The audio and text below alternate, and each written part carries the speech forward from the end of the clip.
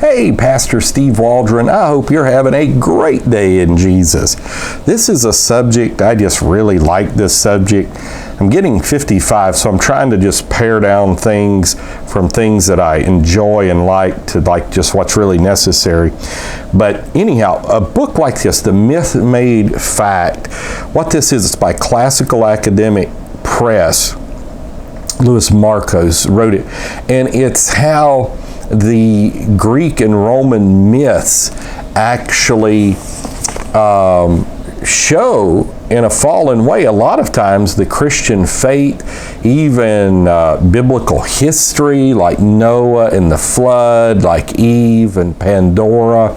So many things that you can kind of tell that sometimes Greek and Roman mythology, Romans got most of their mythology from Greek, that it kind of was a retelling of the biblical story in a certain fact. It's kind of like the C.S. Lewis book, Till We All Have Faces. I thought that was one of the better books I've ever read. Not one of the greatest, but one of the better. So it's got a little quote by C.S. Lewis, class staples here. Myth became fact. God is more than a God, not less. Christ is more than Balder, not less. We must not be ashamed of the mystical radiance resting on our theology. We must not be nervous about parallels and pagan Christ. They ought to be there. It would be a stumbling block if they weren't. We must not, in false spirituality, withhold our imaginative welcome. Also, Leland Ryken gives a little thing, and I wouldn't agree with everything C.S. Lewis just said there either, but I'll just show you some things. Here's the doctrine of the shadows, Plato's famous caves metaphor. So a book like this, let's say for homeschoolers would be good. I remember when I was reading Edith Hamilton's book on mythology, I mean, I put so many notes in the front of that book and probably all over that book. I think I took it with me on vacation one time and read a lot of it, but I've read the whole thing over the course of time. I was so stunned at the parallels between Christianity and the Greek myths. And you also have this fact, that it is a fact that Greek language came from Paleo-Hebrew. That's undoubtedly true. It's just a fact, and historians have shown how this is true. So let's take a look. Plato's Myth of the Winged Soul. What's in the front? Boy, it's got a lot of people recommending it, like James Menzies, William Edgar, Holly Ordway, Friar Dwight Longnecker, and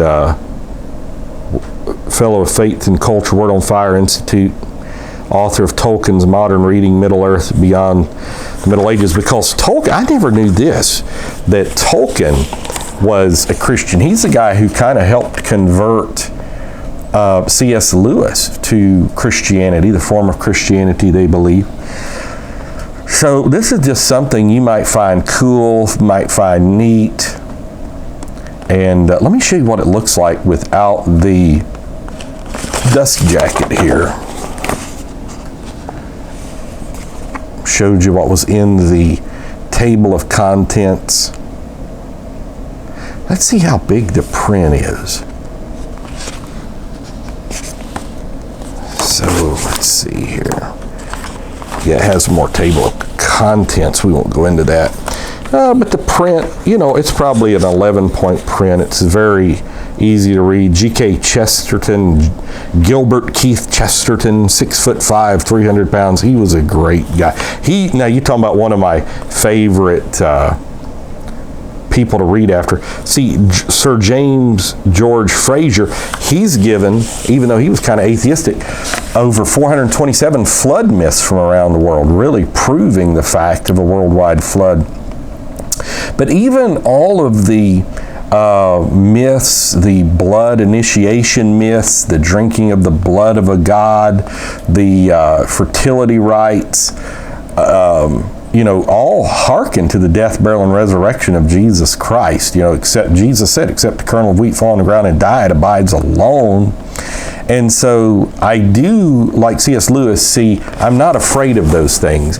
I think they show the longing of the human heart that Jesus was the lamb slain from the foundation of the world. So this is just a great book. What can I say? I won't agree with everything in there. I've been reading through it. So I already know I won't agree with everything in there. But it may be something you enjoy, and it may be something young people, college students would enjoy, homeschoolers would enjoy. But you might just like to have it by your bed at night or by your table where you read and just read it. So God bless. Let's see how many pages it is. It's over 400 pages. Now that includes the appendix at the back. But like I see Solomon, son of God, son of man, Sophocles, special revelation, all kinds of stuff, the martyr Stephen.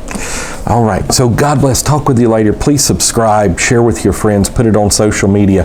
Hope to see you again tomorrow. God bless. We love you.